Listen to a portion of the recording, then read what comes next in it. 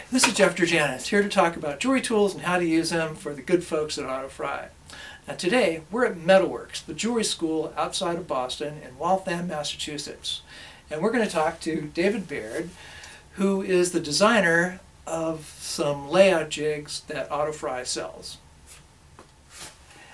But before we get started talking about the layout jigs, I wanted to just talk to David about how he got started in jewelry making. Because I believe you've been doing this for kind of a long time. Kind of a while, yeah. Actually, in the 8th grade, my art instructor decided to have two of us make sterling silver rings. So it's been a while since I started, yeah. So as far as I know, you're within the field. You're a strong generalist, but oh, yeah. Is there some aspect that that you like better than others? No, I think I get bored easily, and Yeah? after doing something, want to move on. I'm always curious, always trying to learn new things, but also trying to do stuff the easiest way possible. Okay, well I think that's actually probably a good lead-in to what I'd guess, that you would have made these layout jigs. Yeah. Okay, Yeah. so what led you to want to make these? There's certain tasks that keep being repeated over and over, and there are easy ways to do it and there's hard ways to do it, and these are the easier ways to do it. And that, like, this one is if you're trying to divide a circle or like a bracelet or ring into even divisions, you can do that with a compass, and it's like you go around and you're just that far off, and you adjust it and then you're just this far off. And this, you can lay your piece down here and just mark off how many divisions you want. And this one works with a bezel block? This one works for the bezel blocks, so you can make, you know, your standard little cone, or make a actual prong setting. And then this one I know is something that I've always wanted.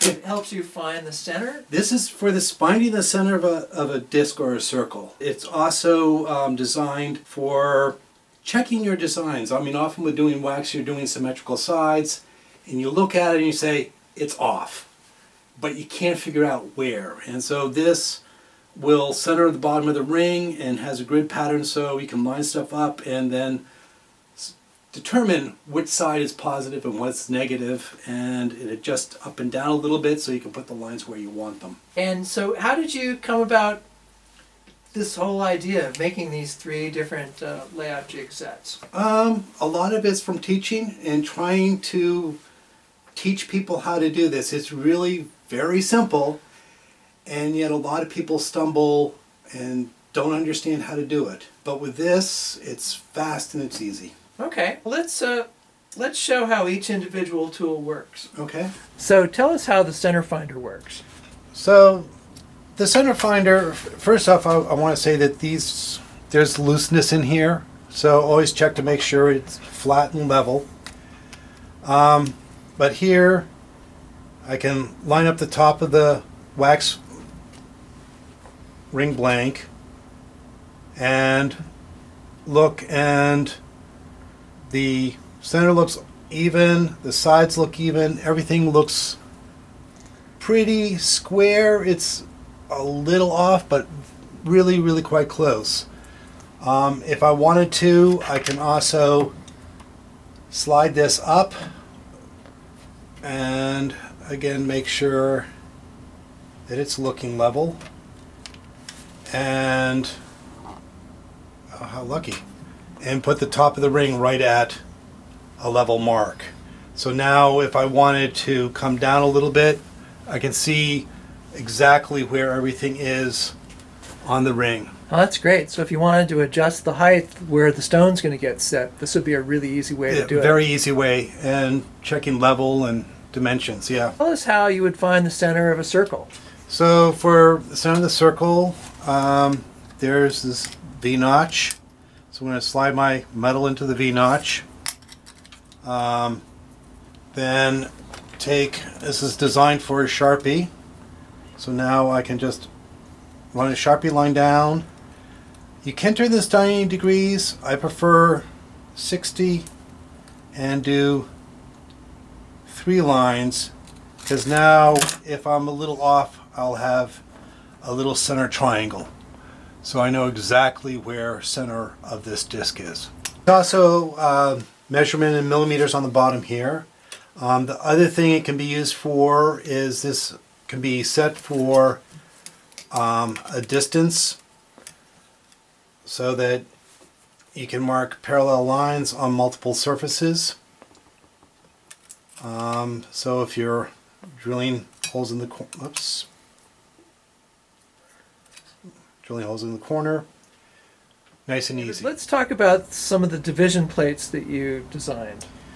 So I designed these because I got tired of Xeroxing my sources over and over again and never having the right one easily at hand. So I divided them up. So this is a plate that's divisible by 3s. Then we have a plate that's divisible by 4 and one that is divisible by 5. The other nice thing about these is that these lines can be loaded with graphite, and then you can actually lift the lines off and move them to your metal. Oh, so you could. So how would you attach the graphite to your metal?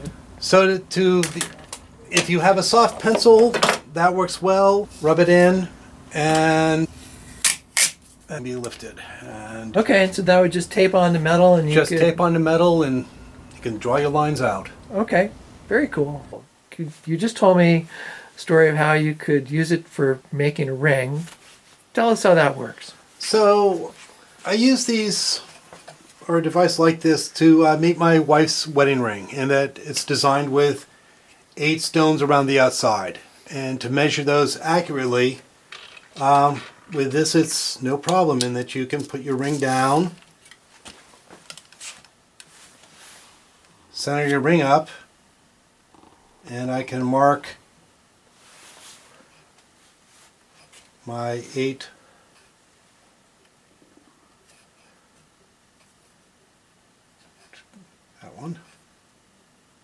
divisions. Oh, that makes sense. And now I have 8 evenly spaced divisions. Without really spending a lot of time trying to figure that out. Very little time. All right, let's talk about the 17-degree jig.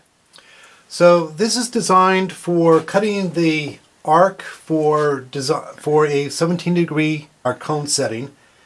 And after you've done this, it can be altered into pretty much any shape, form you want. You mean like a prong setting? Yeah, you can make a prong setting, 4, 6, whatever. Okay. To do it, you measure your stone, and there's markings for how large of the diameter it is. Then load the top and bottom line with graphite. Take some tape.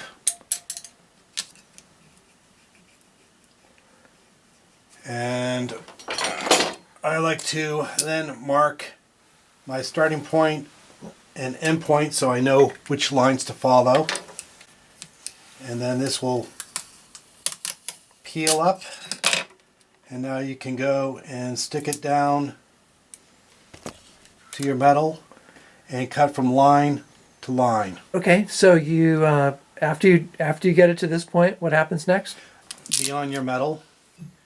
And here, for a 10 millimeter stone, I would cut slightly above it so I have some area to clean up. Okay. Cut all the way over to that line. Oh, all the way over to that. All the way over, yeah. This line is just for the diameter of the stone. This line is for the arch. Okay. Or arc. And then, however deep your setting needs to be, cut that line. And then that's bent around, soldered together, and then the bezel punch comes in and rounds it up beautifully. Yes, I know how to draw this out. But this is accurate every single time, and it's really, really easy. And just, it's a no-brainer. It's, if you do a lot of something repeatedly, making jigs just saves you time. Well, David, thank you so much for taking the time out of your day to to talk about these tools. I think people are going to be very excited to learn about them. All right, thanks, David. Thank you, Jeff. Well, I hope you enjoyed this discussion with David Baird about his template jigs.